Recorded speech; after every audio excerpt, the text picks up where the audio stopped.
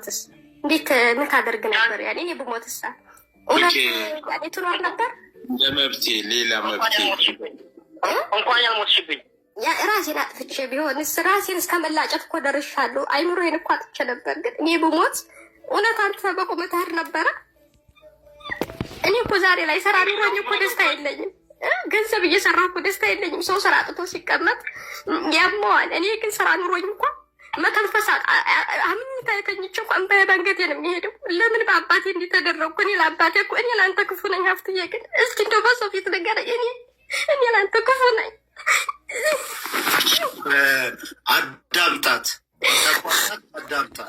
ይሄንን ነው አያችሁ፣ እንደ አባት ምንም አልልህም። እንደው በወለድካቸው ልጆች አያገኘው።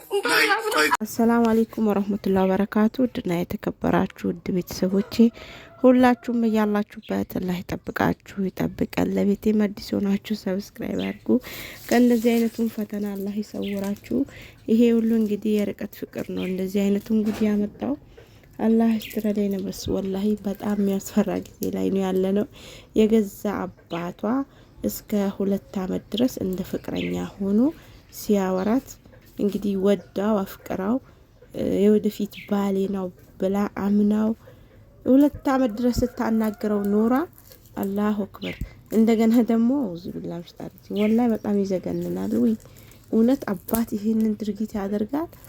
2 አመት ድረስ ቆይታ ከዛ በኋላ ስትነቃበት አባቷ መሆኑ ስትነቃበት እንግዲህ የቪዲዮ አቀናብሮ ፌስቡክ ላይ ለቀቀባት። የራቁት ቪዲዮ ይዞባት ይላሉ እንግዲህ እና በጣም ከባድ ነው። ቪዲዮን አስገባላችኋለሁ ተሰሙታላችሁ። እና ይሄን ያህል ነው የደረስነው። ቆይ አባት ያልታመነ ማን ሊታመን ነው? እናት አባት ለልጆቻቸው አይደል የሚለፉት? ትዳር ሲዘን የምንለፋው የምንደክመው ለምንወልደው ልጆቻችን አይደል? ለምንድን ነው ታዲያ ልጅ አባት በልጁ እንደዚህ አይነት አስቀያሚ ድርጊት ሲያደርግ? ማድሪ እንዴት አስችሎት ነው? በምን አንጀቱ ነው እችን ልጁን እንደዚህ ሊያደርጋት የቻለው? የጓደኛውን ፎቶ እየላከላት በዛ ላይ የሱ የራሱ የጓደኛውን ፎቶ እየላከ እንደ ፍቅረኛ አድርጎ ሲያወራት 2 አመት ድረስ ዊዊ ቢስሚላ። እያንዳንዱ ነገር ተጠይቋል። የሰጠው ምላሽ አለ። አባትና ልጅ ጓደኛም ተብዬው ምንድነው ፎቶውን የተለጠፈበት ጓደኛውም መጥቶ ይኸው ላይቭ ላይ እየተከራከሩ ነበረ። ግን ምንም ማድረግ አይቻልም። ለምን ብትሉ አባት ይህንን ድርጊት ካደረገ ሌላውስ ምንድነው የሚያደርገው? እንደገና ደግሞ በቃ ማን ነው ማንን የሚያምነው? ከዚህ በኋላ ያስፈራል ወላሂ። ቢስሚላህ አርህማን ረሂም። ሞትስ እንዴት ምን ታደርግ ነበር? ያኔ እኔ ብሞትስ እውነት ያኔ ትኖር ነበር? ለመብቴ ሌላ መብቴ እንኳን ያልሞትሽብኝ ያ ራሴን አጥፍቼ ቢሆንስ ራሴን እስከመላጨት እኮ ደርሻለሁ። አይምሮዬን እኮ አጥቼ ነበር። ግን እኔ ብሞት እውነት አንተ በቁም ትሄድ ነበረ? እኔ እኮ ዛሬ ላይ ስራ ኑሮኝ እኮ ደስታ የለኝም።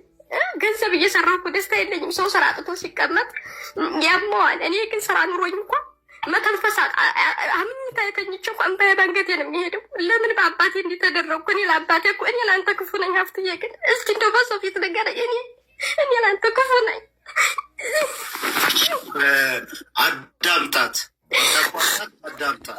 ይሄንን ነው አያችሁ፣ እንደ አባት ምንም አልልህም። እንደው በወለድካቸው ልጆች አያገኘው። ሄል ማድረግ መታከም አለባት። በልጅን ሰው ከባድ ናቸው። እና እኔ አሁን እዚህ ጋር ባለው አንተም በምትለው ኦልሬዲ እዚህ ስር ያላችሁ የምታዳምጡ ከታች ናችሁ የአካባቢዋም ሰዎች ይሆናል። ራያ ድምጽ ነው። የምጠይቀው ጥያቄ አለክ አንተ በቀጥታ? እኔማ ጠይቀዋለሁኝ። ወድራያ እንዴት ነህ? በመጀመሪያ ማን ነው ሰማው ነው? እንዴት ነው ወድራያ? ባያሌ ወንድሜ እንዴት ነህልኝ? አለሁልህ። እንዴት ነህ? አለሁልህ። የበረሃው ጓዴ እንዴት ነህ ወንድሜ? አለሁ። ሰላም ነው? ሰላም እንደው እኔ የምጠይቅህ ልሽ እንደው እንደዚህ ተነሳሳ እኔ ጓደኛዬ ወንድሜ ትልቅ አባቴ ያው ብዙ ነገር አሳልፈናል። ይሄ የማይባል እሷ ብቻ አይደለች። በነገራችን ላይ ብዙ ሴቶች መጥተዋል። ልሽ እንደዚህ ልታረግ ቻልክ ወይስ እኔን ያኔ እኔ ሳቅ እንደ አባቴ ነህ። እኔ ልጅ ነኝ። እኔ እናንተ አንገናኝም። በርሜ እንደ አባት ነህ። እዛ በረሃ ላይ ብዙ ነገር አሳልፈናል። ከማሰልጠኛ ጀምሮ እስከ ግንባር ድረስ እንዴት በእኔ ፎቶ እንደዚህ ልታረግ ቻልክ?